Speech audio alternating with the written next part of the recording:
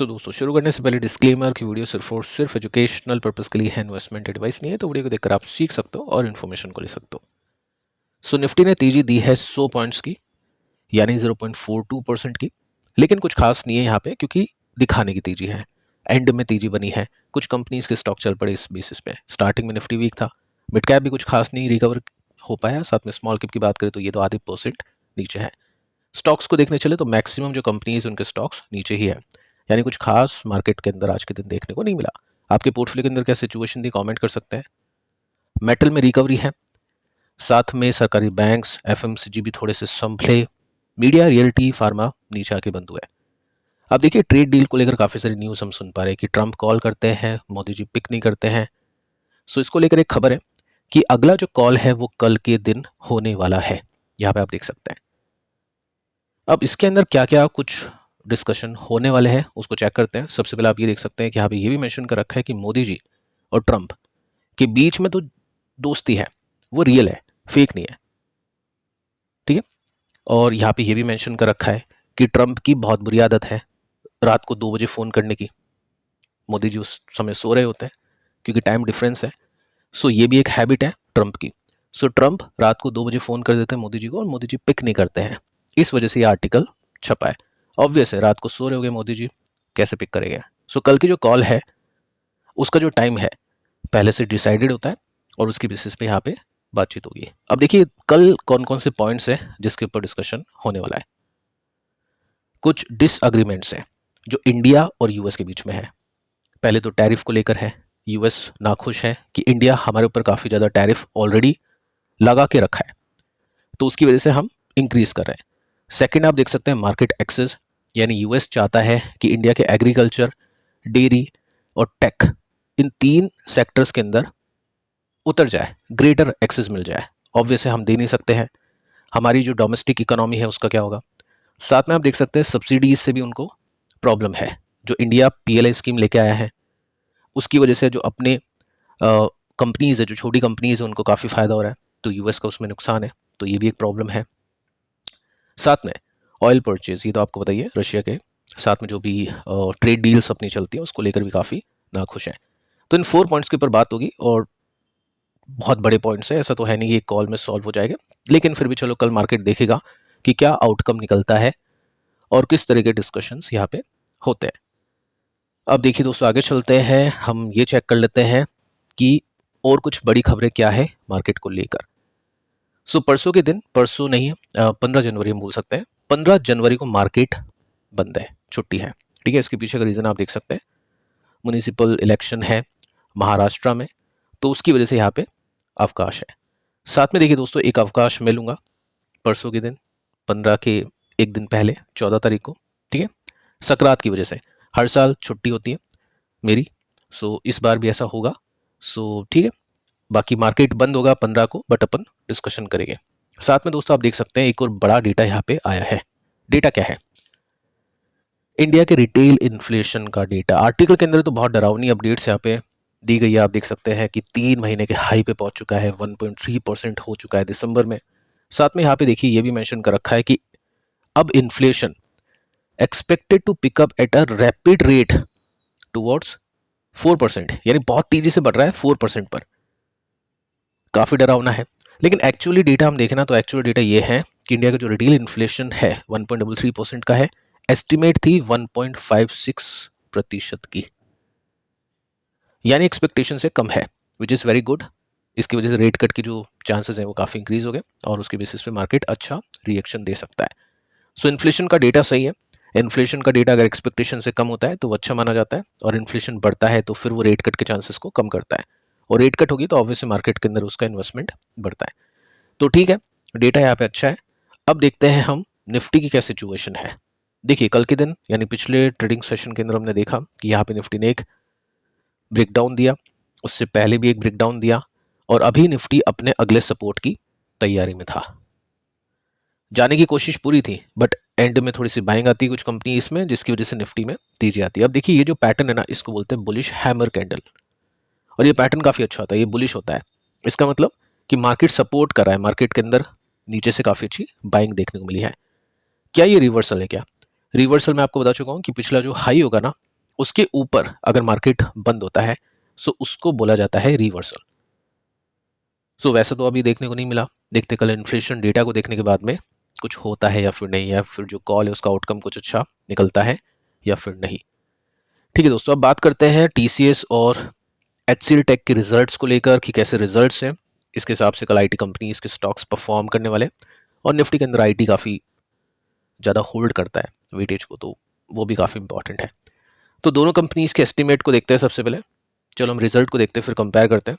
TCS को देख लेते हैं कि आज कैसा रिएक्शन था, तो आज प्लस में था, इसी की वजह से निफ्टी संभला। एचसीएल टेक को भी देख लेते हैं, तो ये भी प्लस में जाके बंद हुआ। तो सबसे पहले टीसीएस के रिजल्ट्स को देखते हैं। रिजल्ट्स काफ़ी खराब दिख रहे हैं क्योंकि प्रॉफिट कंपनी का बढ़ने की जगह गिर गया, 14% के साथ में इसका प्रॉफिट गिरा है और 10,657 करोड़ का प्रॉफिट है, लेकिन रेवेन्यू इसका बढ़ चुका है 5% के साथ में।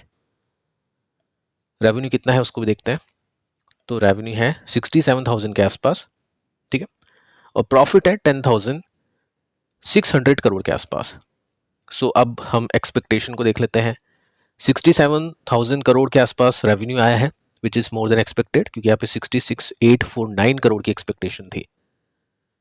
प्रॉफिट को देखने चले तो प्रॉफिट था 10,600 समथिंग कुछ करोड़ का, और यहाँ पे प्रॉफिट की एक्सपेक्टेशन थी 13,000 करोड़ की, यानी 13,000 के प्रॉफिट की एक्सपेक्टेशन थी और 10,000 का प्रॉफिट कंपनी ने दिया है। इट मीन्स एक्सपेक्टेशंस प्रॉफिट में तो हो चुकी है मिस, लेकिन रेवेन्यू में हो चुकी है बीट, लेकिन कुछ खास बीट नहीं है, लेकिन मिस काफ़ी ह्यूज परसेंटेज के साथ में हुआ है। आगे चलते हैं और कुछ पॉइंट्स को देखते हैं। इसमें आप देख सकते हैं कि कंपनी ने डिक्लेयर की है 2 डिविडेंड्स, अच्छी बात है, 11 रुपीज़ का, और साथ में स्पेशल डिविडेंड भी दिया है इसको 46 रुपीज़ का पर शेयर। अब देखिए यहाँ पे पॉइंट ये है कि मार्जिन्स की क्या एक्सपेक्टेशंस थी। मार्जिन्स की एक्सपेक्टेशन थी 25.20% की, आए कितने हैं 25.17%, यानी गैप कुछ बड़ा नहीं है। इट मीन्स जो अदर आइटम्स होते हैं, जो अदर इनकम होती है, या तो उसमें कमी देखने को मिली है या कुछ छोटे मोटे लॉसेस देखने को मिले हैं, तो इस बेसिस पे यहाँ पे अंडर परफॉर्म किया है कंपनी ने प्रॉफिट के बेसिस में। सो रिजल्ट वैसे तो ओवरऑल खराब ही हम बोलेंगे, क्योंकि प्रॉफिट अच्छी नहीं आए हैं, सेल्स अच्छी है तो चलो ठीक है, अपन मिक्स बोल देते हैं, प्रॉफिट के बेसिस पे कुछ खास नहीं किया कंपनी ने। अब देखिए ये जो बड़ी कंपनीज होती है ना, इनके स्टॉक चलने गिरने में टाइम लगाते हैं। जैसे 22-23 का जो पूरा टाइम था वो गिरने का टाइम था, 21-22 का जो टाइम था वो तेजी का था, 23-24 का माइनर तेजी, 24-25 में ये आप नीचे देख रहे हैं टाइम को, बड़ी तेजी, 25-26 गिरने का टाइम था। अब 26-27 क्या माइनर तेजी होगी या फिर बड़ी तेजी होगी 43% की, वो देखना काफ़ी इंपॉर्टेंट है। इन कंपनीज में देखिए नॉर्मली जो इन्वेस्टर्स होते हैं ना, वो बॉटम पे खरीदते हैं, अगर कुछ मेजर सपोर्ट पे लेते हैं तो उनके पैसे बन जाते हैं। बड़ी कंपनीज में आपको बता चुका हूँ, रिलायंस है, HDFC बैंक है, TCS है, HUL है, एग्जाम्पल है जस्ट। इन कंपनीज के अंदर अगर मेजर सपोर्ट पे स्टॉक्स होते हैं तो चांसेस बहुत हाई होते हैं कि स्टॉक मेजर सपोर्ट को रेस्पेक्ट दे। अब जैसे यहाँ पे रिस्पेक्ट देते हुए स्टॉक्स हमको दिखे हैं, ठीक है। तो अभी भी गैप 43% का है, देखते हैं कि कल किस तरह से परफॉर्मेंस यहाँ पे होता है और स्टॉक किस तरह से चलता है। अगर कुछ बड़े अप्स एंड डाउन्स होते हैं तो उसके बेसिस पे अपन डिस्कशन करेंगे। इसके बाद में एचसीएल टेक को देखते हैं। अब यहाँ पे भी सेम कहानी देखने को मिली है, कंपनी की जो प्रॉफिट है 11% के साथ में गिर चुके हैं, पर टीसीएस के कंपैरिजन में कम गिरे हैं परसेंटेज बेसिस में, ठीक है। कितना हो चुका है 4076 करोड़ रुपीस का, और 12 रुपीस का डिविडेंड भी इसने दिया है, लेकिन इसका रेवेन्यू बढ़ चुका है, वहाँ भी 5% बढ़ा था, यहाँ पे 13% बढ़ा। तो टीसीएस के कंपैरिजन में परसेंटेज बेसिस पे देखें तो डी ग्रोथ कम है प्रॉफिट की और सेल्स की ग्रोथ ज़्यादा है, यानी उसके कंपैरिजन में थोड़े से नंबर्स अच्छे हैं।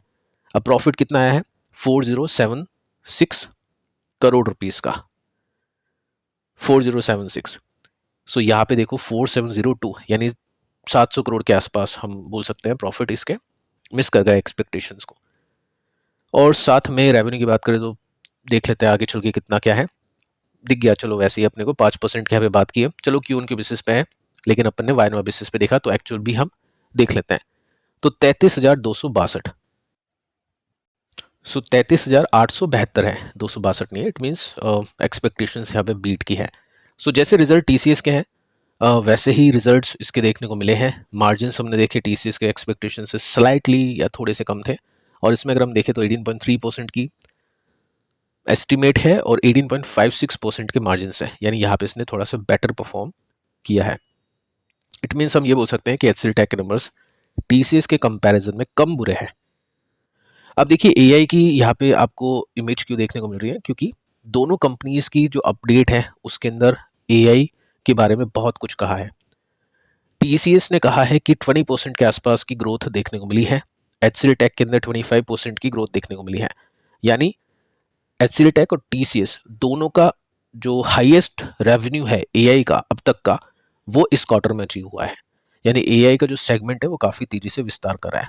क्वेश्चन ये आता है कि ये अगर इतना तेज़ी से बढ़ रहा है तो कंपनी का जो प्रॉफिट है वो कैसे नहीं बढ़ा। ये बात मैं आपको काफ़ी टाइम से बता चुका हूँ, बता रहा हूँ, क्योंकि कंपनी का जो ओवरऑल रेवेन्यू या सेल्स प्रॉफिट है उसका बहुत छोटा पार्ट है अभी एआई। वो छोटा पार्ट बहुत तेज़ी से बढ़ रहा है। अगर ये एआई का पार्ट अलग से लिस्टेड होता तो कंपनी का स्टॉक कल के दिन सर्किट में होता, अपर सर्किट के अंदर।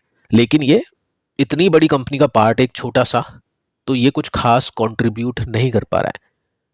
सो यही चीज़ है इन आईटी कंपनीज में, इनको एआई की तरह से नहीं देखना चाहिए कि एआई के ऊपर अपन बैट करें तो इन कंपनीज के स्टॉक को खरीद लिया। नहीं, इन कंपनीज को डिफेंसिव कंपनीज के रूप में देखना चाहिए जो टाइम टू टाइम डिविडेंड्स पे करें, और अगर सही प्राइस पे खरीद लिया तो कैपिटल अप्रिशिएट करके दे। उन बेसिस की कंपनीज हम इनको मान सकते हैं।